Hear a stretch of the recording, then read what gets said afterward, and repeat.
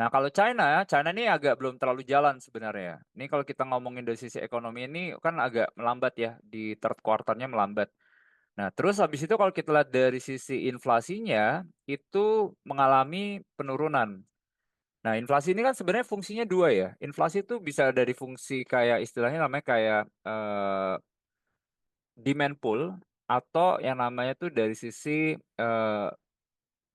cost push gitu ya, cost push inflation atau demand pull inflation. Nah, kalau kita ngeliat dari inflasi yang turun, kita bisa ngasih sense assuming misalnya harganya relatively stable ya di harga produsen.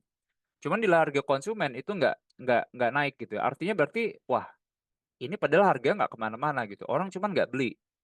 Nah, jadi kenapa inflasi ini angkanya turun?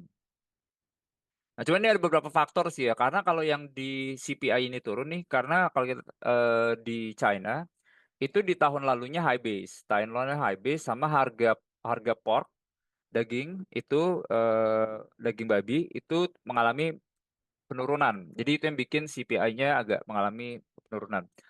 Cuman ini ngasih sense aja sih sebenarnya bahwa kalau kita ngomongin China ini belum yang pulih-pulih banget sebenarnya.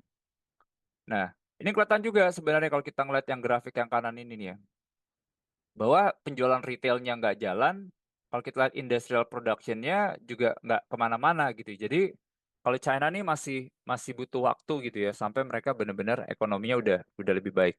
Cuma itu pemerintahnya emang sebenarnya mereka udah lihat bahwa properti ini udah susah kita push. Kita gedein aja industri tech-nya. Nah, jadi itu buat ke China ya. Nah, ini kelihatan nih bahwa yang kayak ngomongin